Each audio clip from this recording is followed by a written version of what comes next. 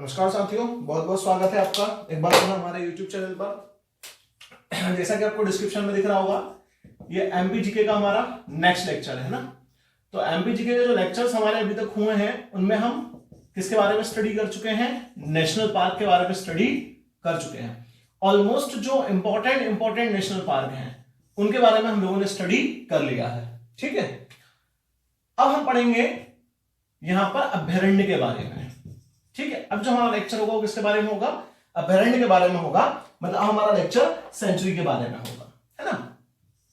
ठीक है, अब हम सेंचुरीज के बारे में पढ़ने वाले हैं, लेकिन इससे पहले कुछ और चीजें इंपॉर्टेंट हैं वो मैं आपको बता दूं कि कौन कौन सी चीजें इससे रिलेटेड हैं और इंपॉर्टेंट है ना। देखिए, सबसे पहले तो आपको इसमें पता होना चाहिए कि सेंचुरीज क्या होता है, अभयारण्य वगैरह क्या होते हैं। जैसे कि नेशनल पार्क पढ़ते टाइम में पता था कि नेशनल पार्क क्या है, ये आपको जानकारी कहीं ना कहीं होनी चाहिए। लेकिन जो नेशनल पार्क हैं उन नेशनल पार्क में दो नेशनल पार्क रह गए हैं जो कहीं ना कहीं बहुत ज्यादा महत्वपूर्ण नहीं समझे जाते हैं, लेकिन वहां से क्वेश्चन कई एग्जामिनेशंस में आ चुका है ना। तो उनकी थोड़ी थोड़ी सी डिटेल्स आपको पढ़ा दे रहा हूं। उसके बाद जो हमारा आज का मेन टॉपिक है अभयारण्य, हम उसकी तरफ बढ़ेंगे। ठीक, तो कौन से दो नेशनल पार्क रह गए हैं वो देख लेते हैं। देखिए, जो नेशनल पार्क रह गए हैं उनमें पहला नेशनल पार्क आपका है ओमकारेश्वर नेशनल पार्क, है ना। कौन सा है? Omkareshwar national park. ठीक है, मतलब कि राष्ट्रीय उद्यान।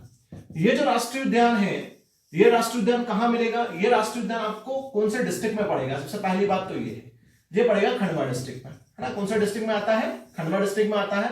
अगर आपने मेरा टूरिस्ट प्लेसेस वाला लेक्चर देखा हो, ठीक है, तो उसमें मैंने इसके बारे में बहुत ज्यादा डिटेल्स पढ़ाई है। किसके बारे में? ओमकारेश्वर के बारे में काफी ज्यादा डिटेल्स हम लोगों ने पढ़ी है। तो डिस्ट्रिक्ट कौन सा हो गया? खंडवा हो गया। और 2004 में जो है निर्माणाधीन था, मतलब 2004 से निर्माणाधीन है। अभी तक ऑलमोस्ट इसको जो है नेशनल पार्क अनाउंस नहीं किया है। ये कितना एरिया प्रोटेक्टेड है, क्या है, लेकिन कहीं ना कहीं नेशनल पार्क बनने की प्रोसीजर में आगे बढ़ रहा है। मतलब ये कह सकते हैं कि 90% जो है नेशनल पार्क ये बन गया है। Is that clear? इसका जो क्षेत्रफल है वो क्षेत्रफल लगभग है 651 वर्ग किलोमीटर। कितना क्षेत्रफल है? 651 वर्ग किलोमीटर के आसपास इसका क्षेत्रफल है। Is that clear? तो कुछ इंपॉर्टेंट बातें इसके बारे में थी। किसके बारे में? ओमकारेश्वर नेशनल पार्क के बारे में। तो 2-3 फैक्ट ही इसके बारे में आपको ध्यान रखना है, बहुत ज्यादा फैक्ट्स इसके बारे में आपको ध्यान नहीं रखना है। और एक और बचा हुआ है हमारा, वो कौन सा है? वो है डायनासोर नेशनल पार्क, है ना। कौन सा नेशनल पार्क है? Dinosaur national park. ध्यान है, डायनासोर के जो अंडे के जीवाश्म है, ठीक है, वो जीवाश्म राष्ट्रीय उद्यान में है, मतलब वो फॉसिल नेशनल पार्क में है। Is that clear? लेकिन जो डायनासोर है उससे रिलेटेड एक नेशनल पार्क और भी है। तो वो नेशनल पार्क हमारा कौन सा है? ये तो मैंने बताया था कि जीवाश्म वाला कहां पर है, ये डिंडोरी में है, ये मैं पढ़ा चुका हूं आपको। ठीक है, सबसे छोटा नेशनल पार्क मध्य प्रदेश का। लेकिन डायनासोर नेशनल पार्क कहां पर है? तो डायनासोर नेशनल पार्क आपको पड़ेगा धार जिले में, है ना। कौन सा डिस्ट्रिक्ट में है? ये धार डिस्ट्रिक्ट में है या धार जिले में है। Is that clear? Next important चीज, जो बाघ और एक और नदी है वेरी इंपॉर्टेंट, जोबट नदी। बाघ और कौन सी नदी? जोबट नदी, वेरी वेरी इंपॉर्टेंट। जो बाघ और जोबट नदी है इसके क्षेत्र में कहीं ना कहीं जो है डायनासोर नेशनल पार्क बना हुआ है। कौन सा डिस्ट्रिक्ट में? धार डिस्ट्रिक्ट में बना हुआ है। ध्यान रहे, मैं पहले बता चुका हूं एमपीपीएससी प्रीलिम्स के हिसाब से बहुत ज्यादा इंपॉर्टेंट लेक्चर्स हैं। साथ में मेंस में जो 3 नंबर के क्वेश्चंस आते हैं उनके हिसाब से भी काफी ज्यादा इंपॉर्टेंट है। बाकी जो अदर एग्जामिनेशंस होते हैं उनमें तो मध्य प्रदेश भर भर कर आता है, तो उनके हिसाब से तो इंपॉर्टेंट है ही। इसके अलावा 2 दिसंबर, ठीक है, कितना दिसंबर? 2 दिसंबर 2010 को इसे जो है नेशनल पार्क अनाउंस किया गया, नेशनल पार्क बनाया गया। Is that clear? और 2011 में इसे जो है डायनासोर जीवाश्म के लिए जो है संरक्षित कर दिया गया। किसके लिए? डायनासोर के जीवाश्म के लिए। चलिए बढ़ते हैं हम आगे। इसका क्षेत्रफल है वो मैं आपको बता दूं, 89.740 वर्ग किलोमीटर। कितना है? ठीक है, 89.74 वर्ग किलोमीटर क्या है इसका क्षेत्रफल है। तो ये दोनों नेशनल पार्क कहीं ना कहीं बचे हुए थे हमारे, जिनमें से प्रीलिम्स के हिसाब से ऑब्जेक्टिव टाइप क्वेश्चंस हैं जो आ सकते हैं, इसलिए मैंने आपको पढ़ा दिया है। इसके बारे में जो मेन फैक्ट्स हैं वो भी मैं आपको बता चुका हूं। चलिए अब बढ़ते हैं हमारे आज का टॉपिक की तरफ। और हमारा आज का टॉपिक कौन सा है पता है आपको अच्छे से? हमारा आज का टॉपिक है सेंचुरीज या अभयारण्य, है ना। हमारा आज का टॉपिक कौन सा है? अभयारण्य है। तो देखते हैं अभयारण्य के बारे में पढ़ते हैं। चलिए अभयारण्य के बारे में सबसे पहली इंपॉर्टेंट बात कि अभयारण्य है क्या।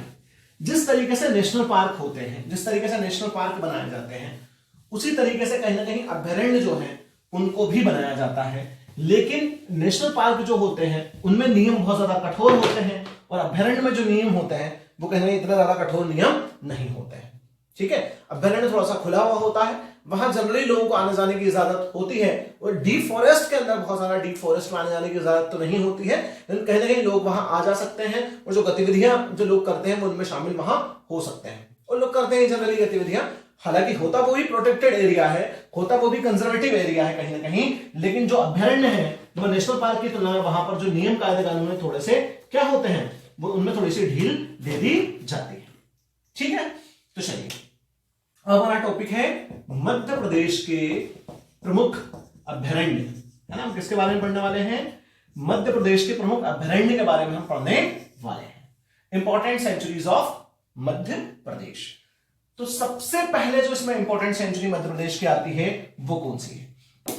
तो वो हमारा है नोरादेही अभयारण्य। कौन सा अभयारण्य? नोरादेही अभयारण्य। ध्यान रहे जिनकी डिटेल्स काफी ज्यादा इंपॉर्टेंट होगी, जिनकी डिटेल्स ज्यादा पढ़नी होगी, उन्हीं की डिटेल्स में यहां पर आपको बहुत ज्यादा पढ़ाऊंगा। बाकी मैं सारी चीजों की जो डिटेल्स है यहां पर बहुत ज्यादा आपको नहीं बताऊंगा क्योंकि सब जगहों से डिटेल में क्वेश्चन पर्टिकुलर नहीं पूछे जाते हैं। ठीक है, तो देखिए नोरादेही अभयारण्य अपने आप में बेहद इंपॉर्टेंट अभयारण्य है और सबसे बड़ी बात तो यह है कि मध्य प्रदेश का सबसे बड़ा अभयारण्य है ना। मध्य प्रदेश का सबसे बड़ा अभयारण्य कौन सा अभयारण्य है? नोरादेही अभयारण्य है। ठीक, मेनली अगर डिस्ट्रिक्ट की आप बात करेंगे, अगर आप जिले की बात करेंगे तो कौन से जिले में आता है? सागर जिले में आता है। लेकिन नोरादेही अभयारण्य कुछ क्षेत्र जो है दमोह जिले का, ठीक है, कुछ क्षेत्र नरसिंहपुर जिले का, है ना, दमोह और थोड़ा सा क्षेत्र नरसिंहपुर और कुछ क्षेत्र जो है रायसेन जिले का भी कवर करता है। लेकिन मेनली जो है अगर डिस्ट्रिक्ट पूछे तो कौन सा डिस्ट्रिक्ट है? सागर डिस्ट्रिक्ट है।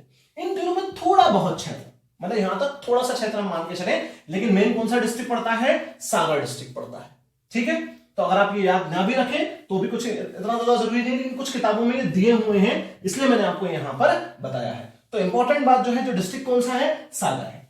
इसे अभयारण्य कब बनाया गया? तो इसे अभयारण्य बनाया गया 1975 में। ठीक है, सेंचुरी अनाउंस्ड हुआ या घोषित हुआ, ठीक है ना, 1975 में। कब बना है? 1975 में। Is that clear? 1975 इमरजेंसी के टाइम से ध्यान रखिए, है ना, हमारे देश में आपातकाल भी लगा था। इसी समय 1197.04 वर्ग किलोमीटर इसका क्षेत्रफल है ना। क्षेत्रफल कितना है साथियों इसका? 1197.04 वर्ग किलोमीटर इसका क्षेत्रफल जो है। अब नेक्स्ट इंपॉर्टेंट बात यह है, ये जो अभयारण्य है ये नर्मदा के कछारी क्षेत्र में है। नर्मदा के कौन से क्षेत्र में आता है? नर्मदा के कछारी क्षेत्र में आता है। जब मिट्टियां वगैरह पढ़ेंगे तो उसमें कछारी क्षेत्र कौन सा होता है, कछार क्या होता है, इन सब चीजों के बारे में आप पढ़ेंगे। तो नर्मदा के कछारी क्षेत्र में पाया जाने वाला सबसे इंपॉर्टेंट जो है अभयारण्य यहां पर पाया जाता है, अभयारण्य है। मुख्य रूप से बाघ, सांभर, नीलगाय, चीता ये सब यहां पर आपको देखने के लिए मिलेंगे। Is that clear? चलिए बढ़ते हैं आगे। मैं पहले बता चुका हूं कि मैं मेन फैक्ट्स आपको बताऊंगा, इंपॉर्टेंट फैक्ट्स बताऊंगा। अब इसके बारे में बहुत इंपॉर्टेंट एक फैक्ट है जो आपको ध्यान रखना है, जहां से क्वेश्चन एग्जामिनेशन में बन सकता है। जो अफ्रीकन चीता है, ठीक है, किसकी बात करूंगा मैं? अफ्रीकन चीता के कंजर्वेशन के लिए, ठीक है, के कंजर्वेशन के लिए इंडिया में जो अभयारण्य डेवलप किया गया है वह अभयारण्य कौन सा है? नोरादेही अभयारण्य है। कौन सा अभयारण्य है? नोरादेही अभयारण्य। किसके लिए? अफ्रीकन चीता के लिए।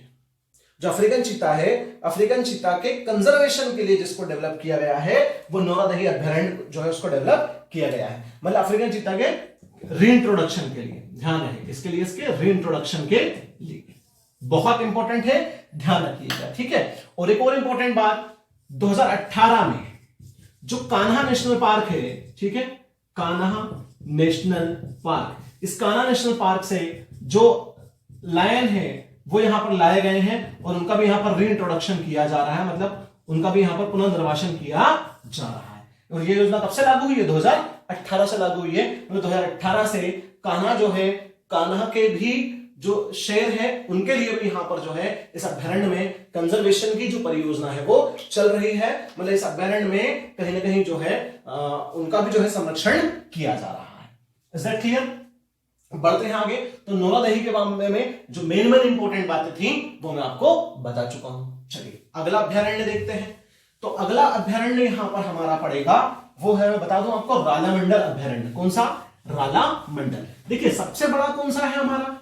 सबसे बड़ा हमारा है नौलादेही, और सबसे छोटा कौन सा है हमारा? रालामंडल। तो जस्ट इसके बाद में कौन सा बता रहा हूं आपको? रालामंडल अभ्यारण्य, है ना। नोट करते चलिएगा आप। कौन सा अभ्यारण्य हम पढ़ेंगे? रालामंडल अभ्यारण्य। ठीक है। नेक्स्ट इंपॉर्टेंट बात इसमें जो हमारा सेकंड ये है, जिस तरीके से सबसे बड़ा कौन सा है? नौलादेही अभ्यारण्य, उसी तरीके से सबसे छोटा अभ्यारण्य जो है वो कौन सा है? रालामंडल अभ्यारण्य, है ना। सबसे बड़ा कौन सा था? नौलादेही। सबसे छोटा कौन सा है? Ralamandal. Is that clear? Ralamandal को 1989 में जो है क्या बनाया गया? अभ्यारण्य बनाया गया, या फिर हम कह सकते हैं इसको सेंचुरी बनाया गया। कौन से जिले में है? यह इंदौर जिले में है ना। कौन से जिले में आता है साथियों? यह इंदौर जिले में आता है। ठीक, इंदौर के बहुत पास है, इंदौर जिले में पड़ता है ना। और सबसे छोटा अभ्यारण्य मध्य प्रदेश का, ये भी लिख ही देता हूं, सबसे छोटा अभ्यारण्य, सबसे छोटा अभ्यारण्य। ठीक है, इंग्लिश में आपको कर लीजिएगा 1999 इंदौर डिस्ट्रिक्ट। इसमें इंग्लिश में कुछ बताने की ऐसी जरूरत है नहीं मेरे ख्याल से। वो सबसे छोटा अभ्यारण्य जो है ये आपको ध्यान रहे। नेक्स्ट इंपॉर्टेंट बात इसमें यह है, इस अभ्यारण्य को लोमड़ी के संरक्षण के लिए डेवलप किया जा रहा है। किसके कंजर्वेशन के लिए? लोमड़ी के कंजर्वेशन के लिए, लोमड़ी के संरक्षण के लिए इसको डेवलप किया जा रहा है। और ये परियोजना यहां पर कब से चल रही है? 2017 से चल रही है, 2017 से चल रही है। Is that clear? बाकी वही वन्य प्राणियों की अगर बात करो तो बाघ, ठीक है, तेंदुआ, चीतल, सांभर, ये तो कॉमन है, हर जगह आ रहा है। भालू वगैरह ये यहां पर आपको देखने के लिए मिल सकते हैं, इस अभ्यारण्य में देखने के लिए मिलेंगे आपको ये सब। ठीक। और नेक्स्ट इंपॉर्टेंट बात एक और है कि इसका जो क्षेत्रफल है वो लगभग है, अलग अलग बुक्स में अलग अलग दिया, 4.5 से 5 वर्ग किलोमीटर यहां पर क्षेत्रफल आपको देखने के लिए मिलेगा। कितना क्षेत्रफल मिलेगा? 4.5 से 5 वर्ग किलोमीटर क्षेत्रफल जो है यहां पर आपको देखने के लिए मिल जाएगा। ठीक है। नेक्स्ट इंपॉर्टेंट बात, इसे तितली पार्क के रूप में भी डेवलप किया गया है। कौन सा पार्क बनाया गया है इसको? तितली पार्क। वेरी वेरी इंपॉर्टेंट है ना। कौन सा पार्क है? तितली पार्क। Is that clear? इसके लिए भी इसको डेवलप किया जा रहा है। बड़े आगे, और एक बांस की विशेष प्रजाति होती है, वो होती है बेम्बू सेटम। कौन सी प्रजाति? बेम्बू सेटम प्रजाति का विशेष रूप से जो बांस का प्रोडक्शन है वो प्रोडक्शन भी यहां पर जो है 2017 से किया जा रहा है। कब से किया जा रहा है? 2017 से। ये प्रोडक्शन भी यहां पर आपको देखने के लिए मिलेगा। इससे रिलेटेड परियोजना भी यहां पर चल रही है ना। तो रालामंडल क्लियर हुआ, सबसे छोटा है। ठीक है। कौन से डिस्ट्रिक्ट में आता है? इंदौर डिस्ट्रिक्ट में आता है। बना कब है? 1989। 4.5 से लेकर 5 वर्ग किलोमीटर जो है इसका क्षेत्रफल है। तितली पार्क के लिए भी इसको डेवलप किया जा रहा है, और लोमड़ी के संरक्षण के लिए, और जो बैम्बू सेटम प्रजाति का जो विशेष बांस है उसके लिए भी इसको जो है डेवलप किया जा रहा है। Is that clear? I hope इतना आपको कवर हुआ होगा। 2 अभ्यारण्य आपके क्लियर हुए होंगे। ठीक है। ध्यान है, फैक्ट्स को आप नोट करते चलिएगा, और जैसे ही लेक्चर आता है उसी दिन आप फैक्ट्स को कंप्लीट करने के बाद उसी दिन रिवाइज कर लीजिए। ठीक है। और बार बार आपको रिवीजन करना है, क्योंकि you know very well revision is the key of success. ठीक है। ध्यान रहे, बार बार रिवीजन करते रहे, रिवीजन बहुत ही ज्यादा जरूरी है। चलिए आगे बढ़ते हैं हम नेक्स्ट। अब हमारा आता है 3rd नंबर पर, जिसको हम बोलते हैं नरसिंहगढ़ अभ्यारण्य। कौन सा अभ्यारण्य? नरसिंहगढ़ अभ्यारण्य। सुना होगा बहुत सारे लोगों ने, इसको चिड़ीखो अभ्यारण्य भी कहते हैं। कौन सा अभ्यारण्य बोलते हैं इसे? चिड़ीखो अभ्यारण्य भी बोला जाता है, या अभ्यारण्यों का स्वर्ग भी बोला जाता है इसको, है ना। इसको क्या बोलते हैं? चिड़ीखो अभ्यारण्य, अभ्यारण्यों का स्वर्ग। ठीक है। या फिर मध्य प्रदेश में अभ्यारण्यों का कश्मीर, है ना। मध्य प्रदेश में जो अभ्यारण्यों का कश्मीर है वो भी कहीं कहीं इसी को कहा जाता है। ठीक। कौन से जिले में आता है? ये आता है राजगढ़ जिले में। अगर जिले की बात करोगे तो कौन सा जिला आएगा? राजगढ़ जिला। ठीक है। इसे अभ्यारण्य कब बनाया गया? तो इसे अभ्यारण्य बनाया गया 1974 में। कब अभ्यारण्य बनाया गया साथियों? इसको 1974 में इसको अभ्यारण्य बनाया गया है। इसका जो क्षेत्रफल है वो है 57.190 वर्ग किलोमीटर। कितना क्षेत्रफल है इसका? 57.190 वर्ग किलोमीटर इसका क्षेत्रफल है। Is that clear? जो राजगढ़ रियासत थी ये जो नरसिंहगढ़ रियासत, ये राजगढ़ स्टेट के अंदर जो नरसिंहगढ़ रियासत थी, उस नरसिंहगढ़ रियासत का प्रसिद्ध शिकार स्थल यही जगह रही है ना। नरसिंहगढ़ रियासत का प्रसिद्ध क्या है, कौन सा स्थल रहा है, शिकार स्थल रहा है। कौन सा अभ्यारण्य, नरसिंहगढ़ अभ्यारण्य या चिड़ीखो अभ्यारण्य, ठीक है, या हेवन ऑफ सेंचुरीज, ठीक है, हेवन ऑफ मतलब Kashmir, sorry heaven of centuries, Kashmir of centuries. Rajgarh state का जो रियासत थी, जो प्रिंसली स्टेट हुआ था नरसिंहगढ़ जो प्रिंसली स्टेट था, उसका जो शिकार स्थल है वो भी कौन सा अभ्यारण्य था, नरसिंहगढ़ अभ्यारण्य ही रहा। ठीक, नेक्स्ट इंपॉर्टेंट बात, इस अभ्यारण्य के सबसे रिलेटेड जो इंपॉर्टेंट बात है वो सुन लीजिए आप। वो इंपॉर्टेंट बात है कि सोनार और, कौन सी, सोनार और पार्वती, दो नदियों के नाम लिए हैं हमने, सोनार और पार्वती नदियां, मतलब सोनार और पार्वती रिवर जो है इससे होकर प्रवाहित होती है। Is that clear? कौन कौन सी नदियां, सोनार और पार्वती नदियां। और सबसे इंपॉर्टेंट बात, इस अभ्यारण्य को चिड़ीखो अभ्यारण्य इसलिए कहते हैं क्योंकि इस अभ्यारण्य में चिड़ीखो झील है। कौन सी लेक है, चिड़ीखो लेक है, ध्यान रहे, है ना। कौन सी लेक है इसके अंतर्गत, चिड़ीखो लेक है इसके अंतर्गत, इसलिए इसको चिड़ीखो अभ्यारण्य के नाम से भी जाना जाता है। आई होप इतनी चीजें आपको क्लियर हुई होंगी। मैं रिपीट भी कर रहा हूं थोड़ा सा आज चीजों को, ताकि आपको, क्योंकि फैक्ट्स बहुत ज्यादा हैं यहाँ पर और फैक्ट्स ही आपको यहाँ पर ध्यान रखने पड़ेंगे, इसलिए जो है मैं बार बार रिपीट कर दे रहा हूं ताकि फैक्ट्स में आपको ज्यादा प्रॉब्लम ना हो, फैक्ट्स आपके दिमाग में जमे और दिमाग में चीजें याद रहें, है ना।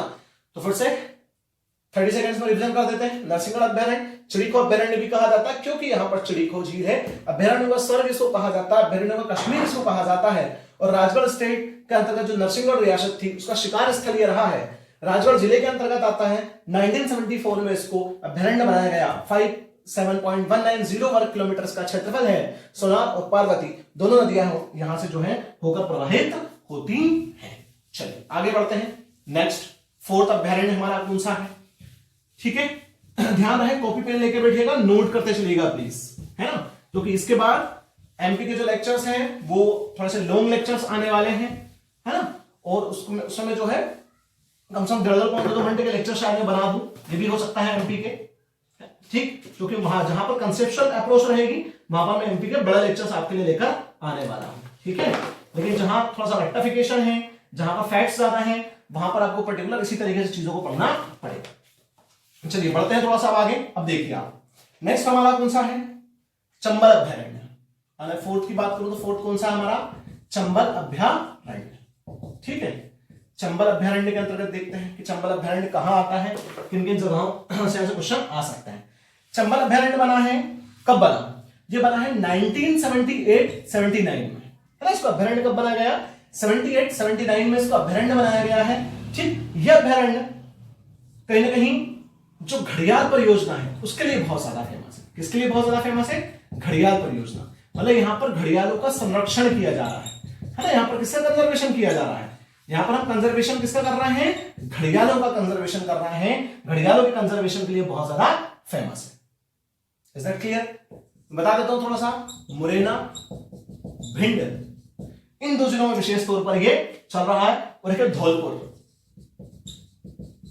धौलपुर कहां आता है, राजस्थान, क्योंकि चंबल अभ्यारण्य जो विशेष तौर पर घड़ियालों के लिए डेवलप हुआ है, ठीक है। इटावा उत्तर प्रदेश, इटावा यूपी, जहां जहां चंबल मेन रिवर है, ठीक है, इन जगहों पर कहीं ना कहीं घड़ियाल का संरक्षण किया जा रहा है। किन किन जगहों पर, मुरैना में, भिंड जिले में, धौलपुर राजस्थान में और इटावा यूपी में जो है संरक्षण किया जा रहा है। Is that clear? इसका जो क्षेत्रफल है वो पर्टिकुलर है 435 वर्ग किलोमीटर। कितना है, 435 वर्ग किलोमीटर, है ना। कितने वर्ग किलोमीटर है साथियों, 435 वर्ग किलोमीटर है। इस अभ्यारण्य में अब एक और इंपॉर्टेंट चीज नई जोड़ दी गई है, ठीक है, वो है डॉल्फिन। क्या, डॉल्फिन, डॉल्फिन पता होगा आपको, ठीक है। डॉल्फिन का संरक्षण भी यहां पर किया जा रहा है। किसका संरक्षण, डॉल्फिन का संरक्षण भी। डॉल्फिन क्यों फेमस है, या मुझे बता सकते हैं कमेंट बॉक्स में लिखकर, और अगर नहीं पता है तो मुझसे पूछ भी सकते हैं। मैं आपसे क्वेश्चन कर रहा हूं कि डॉल्फिन क्यों बहुत ज्यादा फेमस है। अगर आपको पता है तो आप कमेंट बॉक्स में लिखकर मुझे बताइएगा कि डॉल्फिन क्यों बहुत ज्यादा फेमस है और डॉल्फिन को किस लिए भारत में बहुत फेमस तरीके से जाना जाता है ना, बताइएगा आप ये, ठीक। चलिए बढ़े हम इसमें आगे। तो कुछ मेन इंपॉर्टेंट बातें इसके बारे में जो थी वो हो चुकी हैं। चंबल अभ्यारण्य के बारे में विशेष तौर पर घड़ियाल परियोजना के लिए काफी ज्यादा फेमस है और इन्हीं घड़ियाल का संरक्षण मुरैना, भिंड, धौलपुर राजस्थान, इटावा यूपी में भी किया जा रहा है। उसका जो क्षेत्रफल है वो 435 वर्ग किलोमीटर आपको देखने के लिए मिलेगा। 1978-79 में इसको जो है अभयारण्य बनाया गया था और डॉल्फिन का संरक्षण भी जो है यहां पर किया जा रहा है। जो ऑब्जेक्टिव में क्वेश्चन आ सकता है कि डॉल्फिन का संरक्षण मध्य प्रदेश में कौन से अभयारण्य में किया जा रहा है, तो आपको ध्यान रहे कौन सा अभयारण्य, चंबल अभयारण्य में जो है डॉल्फिन का संरक्षण किया जा रहा है। डॉल्फिन संरक्षण के लिए इसको डेवलप किया जा रहा है। ठीक है, चलिए बढ़ते हैं आगे, अगले अभयारण्य की तरफ जाते हैं। ठीक है, तो हमारा अगला अभयारण्य है सैलाना अभयारण्य, है ना। कौन सा अभयारण्य है साथियों, सैलाना अभयारण्य। ध्यान रहे इनके बारे में जो बहुत ज्यादा फेमस बातें मैं बता रहा हूं वो आपको ध्यान जरूर रखना है, क्योंकि वहां से क्वेश्चन एग्जामिनेशन में जरूर आ सकते हैं।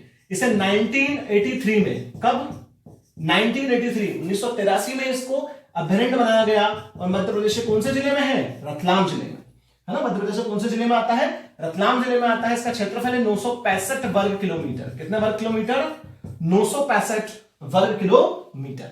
यह अभयारण्य विशेष तौर पर खरमोर पक्षी का संरक्षण, किसका संरक्षण, खरमोर पक्षी का संरक्षण बहुत बहुत इंपॉर्टेंट है ये, क्योंकि यहां से एग्जामिनेशंस में क्वेश्चन आ जाते हैं और पूछते रहे हैं कि खरमोर के संरक्षण के लिए विशेष तौर पर किसको डेवलप किया गया है, तो कौन सा अभयारण्य है, सैलाना अभयारण्य है। या खरमोर पक्षी के संरक्षण से जुड़ा हुआ अभयारण्य निम्न में से कौन सा अभयारण्य है, तो वो कौन सा अभयारण्य है, सैलाना अभयारण्य है। बना कब है, 1983, जिला रतलाम, 965 वर्ग किलोमीटर जो है इसका क्षेत्रफल है। इसी अभयारण्य में जो है हमारा जो दूधराज है, ठीक है, दूधराज आपको पता है क्या है, दूधराज का भी संरक्षण यहां पर किया जा रहा है। ठीक है, इज दैट क्लियर। और दूधराज क्या है आपको अच्छे तरीके से पता होगा।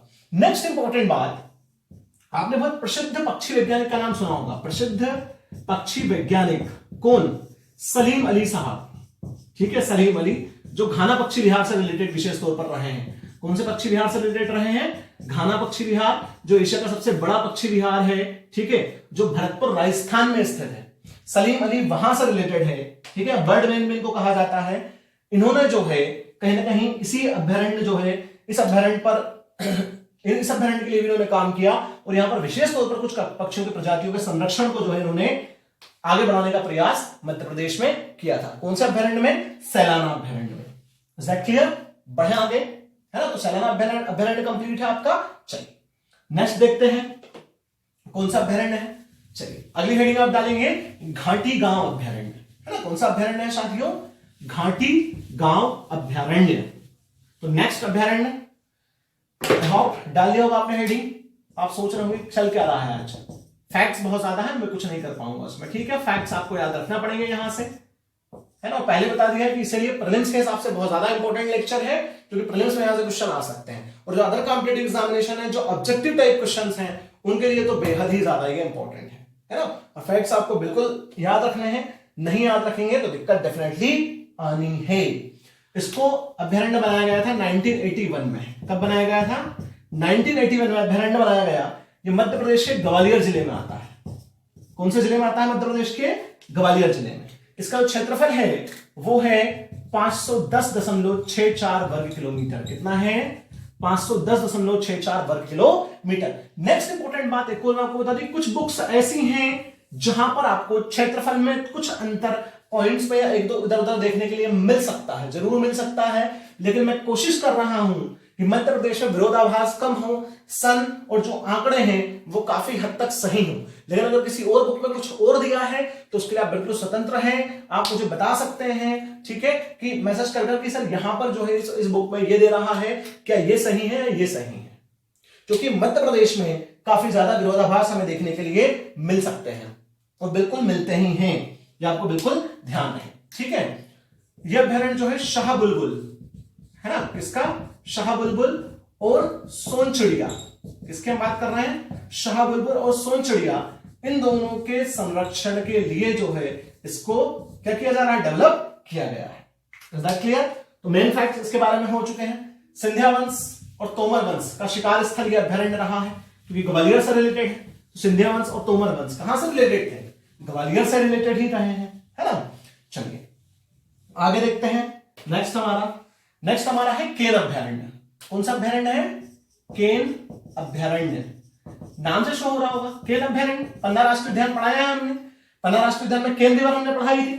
तो केन अभयारण्य की स्थापना हुई है 1981 में। कब स्थापना हुई है केन अभयारण्य की? 1981 में जो है इसकी स्थापना हुई थी। इससे पहले वाले की स्थापना भी कब हुई थी? 1981 में ही हुई थी। यह मध्य प्रदेश के छतरपुर और पन्ना जिले में आता है। कौन कौन से जिले में आता है? छतरपुर और पन्ना जिले के अंतर्गत ये आता है। ठीक, इसका जो कुल क्षेत्रफल है वो है 45.201 के आसपास होगा, 21 वर्ग किलोमीटर। ठीक है, ये क्या है इसका? ये इसका क्षेत्रफल है। Is that clear? बढ़ते हैं आगे। नेक्स्ट इंपॉर्टेंट बात क्या है कि ये जो अभ्यारण्य है, इस अभ्यारण्य को भी घड़ियाल, ठीक है, और मगरमच्छ संरक्षण के लिए डेवलप किया जा रहा है। आपने सुना होगा केन घड़ियाल परियोजना, अगर कभी सुना हो तो केन घड़ियाल परियोजना। तो केन घड़ियाल परियोजना कौन से अभ्यारण्य में चल रही है? केन अभ्यारण्य में चल रही है। और 2017 से 2017 से यहां गिद्धों का संरक्षण भी किया जा रहा है। किसका संरक्षण भी किया जा रहा है? गिद्धों का संरक्षण भी यहां पर जो है किया जा रहा है। कब से? 2017 से, 2017 से। Is that clear? तो केन अभ्यारण्य बना कब है? 1981। जिला कौन सा है? छतरपुर और पन्ना। घड़ियाल और मगरमच्छ संरक्षण के लिए इसको डेवलप किया गया है। और केन घड़ियाल परियोजना यहीं पर चल रही है। और नाम से शो हो रहा है, कौन सी रिवर से रिलेटेड है साथियों? तो रिवर होगी केन रिवर। नाम से ही है केन रिवर, है ना? तो कौन से रिवर से रिलेटेड है? केन रिवर से जो है रिलेटेड है। ठीक, आई होप आपको इतना क्लियर हुआ होगा। बढ़ते हैं अब आगे इसी में। चलिए अगला अभ्यारण्य देखते हैं। अगला अभ्यारण्य कौन सा है? आप सोच रहे हो कितने अभ्यारण्य होंगे? लगभग 31 अभ्यारण्य के आसपास है मध्य प्रदेश में। कितने हैं? 31 अभ्यारण्य। और मैं कोशिश करूंगा कि उनमें से इंपॉर्टेंट अभ्यारण्य की डिटेल आपको दूं, लेकिन आजकल एग्जामिनेशन में वो जो है ऑलमोस्ट जगहों से क्वेश्चन पूछता है, इसलिए मैं कोशिश कर रहा हूं कि मध्य प्रदेश में जितना ज्यादा से ज्यादा कंटेंट आपको मिल सके उतना ज्यादा आपके लिए बेहतर है। क्योंकि जितना ज्यादा कंटेंट होगा, जितना ज्यादा आप डेप्थ पढ़ेंगे, क्वेश्चंस को सही करने की जो आपकी प्रोबेबिलिटी है उतनी ही ज्यादा बढ़ जाएगी। और एक और इंपॉर्टेंट बात है, कई सारे लोगों का मैसेजेस आते हैं कि सर इतने फैक्ट्स हम याद कैसे रखेंगे? देखिए, रिवीजन करना पड़ेगा आपको। Revision is the key of success. बार बार मैं एक ही चीज बोलता हूं, रिवीजन नहीं करेंगे तो प्रॉब्लम 100% आएगी। ठीक है, रिवीजन करते रहिए, है ना? और जो है उसको एमपी के जो फैक्ट्स हैं उनको बार बार 8-10 दिन में एक बार आप कलेक्ट कर देखते रहिए। जितना अच्छे तरीके से रिवीजन होगा, जितना कंठस्थ रिवीजन होगा, उतना ही अच्छे तरीके से एग्जामिनेशन में आप आपका परफॉर्मेंस कर पाएंगे। ठीक है, चलिए बढ़ते हैं आगे अगला अभ्यारण्य की तरफ। तो अगला हमारा अभ्यारण्य है कालीभीत अभ्यारण्य, है ना? कौन सा अभ्यारण्य है हमारा? कालीभीत अभ्यारण्य, है। कौन सी सेंचुरी? कालीभीत सेंचुरी। ध्यान रहे, इसको ज्यादा इंग्लिश में बताने की जरूरत नहीं, क्योंकि आप इंग्लिश कर सकते हैं, इसमें ऐसा कुछ है नहीं इंग्लिश ना होगी। तो कालीभीत अभ्यारण्य, सबसे पहला इंपॉर्टेंट सवाल यही, कौन से जिले में आता है? ये आता है बैतूल जिले में, ना? कौन से जिले में आता है? बैतूल जिले में आता है। ठीक है, कालीभीत अभ्यारण्य। चलिए बढ़ते हैं इसी में आगे। कालीभीत अभ्यारण्य जो है पर्टिकुलर, इस अभ्यारण्य को महाराष्ट्र के मेघराज अभ्यारण्य से जोड़कर, महाराष्ट्र का कौन सा अभ्यारण्य? महाराष्ट्र का मेघराज अभ्यारण्य। कौन सा अभ्यारण्य की बात करेंगे? महाराष्ट्र के मेघराज अभ्यारण्य से इसकी तुलना की जाती है। किसकी? कालीभीत अभ्यारण्य की। ठीक, और क्यों इसकी तुलना इससे की जाती है? क्योंकि इसके साथ जोड़कर, कालीभीत अभ्यारण्य को मेघराज अभ्यारण्य के साथ जोड़कर जो है बाघ गलियारा, बाघ गलियारा, किसकी हम बात कर रहे हैं? बाघ गलियारा की। तो जो बाघ गलियारा परियोजना है, ठीक है, मतलब जो बाघ टाइगर कॉरिडोर है, इसको अगर इंग्लिश में बोलूं तो क्या बोलेंगे? Tiger corridor. इस टाइगर कॉरिडोर को डेवलप किया जा रहा है इन दोनों को आपस में जोड़कर। ठीक है, यह अभ्यारण्य बहुत ज्यादा फेमस है काले भालू के लिए, है ना? किसके लिए बहुत ज्यादा फेमस है? काले भालू के लिए बहुत ज्यादा फेमस है। और चीतों का भी संरक्षण यहां पर किया जा रहा है, लेकिन बहुत ज्यादा जिसके लिए फेमस है वो कौन सा भालू है? काला भालू। ठीक है, कालीभीत अभ्यारण्य का सन मुझे कंफर्म अभी नहीं है, क्लियरली मैं आपको बता दूं कि मुझे इसका सन कंफर्म नहीं है, बट 1984-85 के आसपास कुछ बुक्स में आपको दिया हुआ है। फिर भी बोल रहा हूं कि अभी मुझे इसका सन कंफर्म नहीं है, तो या तो मैं कमेंट बॉक्स या फिर अगले लेक्चर में इसको आपको कवर कर पाऊंगा। ठीक है, कि कौन से सन में जो है इसका निर्माण हुआ था, कौन से सन में इसको बनाया गया था, कौन से अभ्यारण्य को? कालीभीत अभ्यारण्य को। ठीक है, चलिए आगे बढ़ते हैं। अगला अभ्यारण्य कौन सा है? कुछ लोग सोच रहे होंगे बहुत स्पीड से फैक्ट्स चले जा रहे हैं, कोई बात नहीं, नोट करते हुए चलिए और सुनते हुए चलिए, है ना? सुनते हुए चलेंगे तो चीजें हो जाएंगी।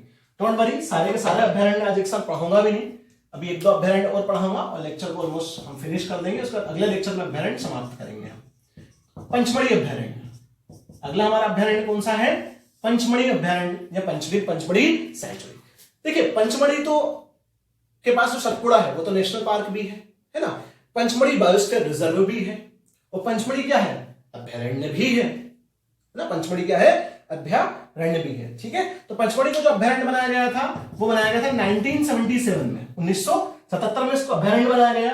ये मध्य प्रदेश के होशंगाबाद जिले में है। कौन से जिले में है?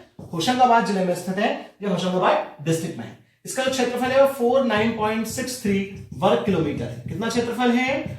491.63 वर्ग किलोमीटर जो है इसका क्षेत्रफल है। और 1999 में, कब? 1999 में, वेरी वेरी इंपॉर्टेंट बता रहा हूं, बहुत इंपॉर्टेंट फैक्ट्स हैं। ठीक है, 1999 में इसे जो है पचमढ़ी जो है उसको पूरा बायोस्फीयर रिजर्व भी बना दिया गया, मतलब बायोस्फीयर रिजर्व का दर्जा दे दिया गया था। और सन 2009 में, कब की बात कर रहा हूं मैं? 2009 की बात कर रहा हूं। ठीक है, यूनेस्को ने इसे, किसने? यूनेस्को के बारे में पहले पढ़ा चुका हूं मैं, और मेरे पुराने लेक्चर्स आपने देखे होंगे होते। ठीक है, पढ़ाया है मैंने यूनेस्को के बारे में, जब मैंने मध्य प्रदेश के पर्यटन स्थल पढ़ाए थे कि मुख्यालय कहां है, पेरिस वगैरह सब चीजें बता चुका हूं इसके बारे में। ठीक है, तो इसने जो है यूनेस्को ने 2009 में इसे मध्य प्रदेश के अंतर्गत बायोस्फीयर रिजर्व का दर्जा दिया। भारत सरकार ने 1999 में दे दिया, उसके 10 साल बाद 2009 में यूनेस्को ने भी इसको बायोस्फीयर रिजर्व का दर्जा दिया, और मध्य प्रदेश का पहला बायोस्फीयर रिजर्व यूनेस्को ने इसको माना। कब? सन 2009 के अंतर्गत। ठीक, चलिए अब अगला देखते हैं, और आज का लास्ट कौन सा है हमारा, तो हम थोड़ा सा और देख लेते हैं। वो हमारा है बोरी अभयारण्य। कौन सा अभयारण्य? बोरी अभयारण्य। बोरी अभयारण्य में किसका पार्ट है? पचमढ़ी बायोस्फीयर रिजर्व का पार्ट है। ध्यान रखिए, पचमढ़ी बायोस्फीयर रिजर्व का पार्ट है पंचमढ़ी अभयारण्य और बोरी अभयारण्य। तो बोरी अभयारण्य या बोरी सेंचुरी ये भी कौन से जिले में आता है? होशंगाबाद जिले में ही आता है। कौन से जिले में आता है? होशंगाबाद। क्योंकि बता दूं थोड़ा सा, यहां आप देख लीजिए कि जो पंचमढ़ी बायोस्फीयर रिजर्व है, ठीक है, पंचमढ़ी बायोस्फीयर रिजर्व, इस पंचमढ़ी बायोस्फीयर रिजर्व के 3 भाग हैं। सतपुड़ा नेशनल पार्क, ठीक है, बोरी अभयारण्य और पंचमढ़ी खुद अभयारण्य। ठीक है, अभयारण्य। ये 3 भाग किसके हैं? पंचमढ़ी बायोस्फीयर रिजर्व के हैं, जिसमें से सतपुड़ा को हम स्टडी कर चुके हैं, हम पंचमढ़ी को स्टडी कर चुके हैं। हम किसको स्टडी कर रहे हैं? हम स्टडी कर रहे हैं बोरी अभयारण्य को। तो बोरी को अभयारण्य कब बनाया गया था वो आप देख लीजिए। बोरी को अभयारण्य बनाया गया था 1965 में। कब बनाया गया था? 1965 में इसको अभयारण्य बनाया गया। इसका जो क्षेत्रफल है वो है 485.715 वर्ग किलोमीटर। कितना क्षेत्रफल है? 485.715 वर्ग किलोमीटर का क्षेत्रफल यहां पर है। और नेक्स्ट इंपॉर्टेंट बात, बोरी अभयारण्य में इसमें भारत के सबसे पुराने जंगल है ना, क्या? भारत के सबसे पुराने जंगल इसमें पाए जाते हैं। बहुत इंपॉर्टेंट, ठीक है, भारत के सबसे पुराने जंगल यहां पर पाए जाते हैं। That clear?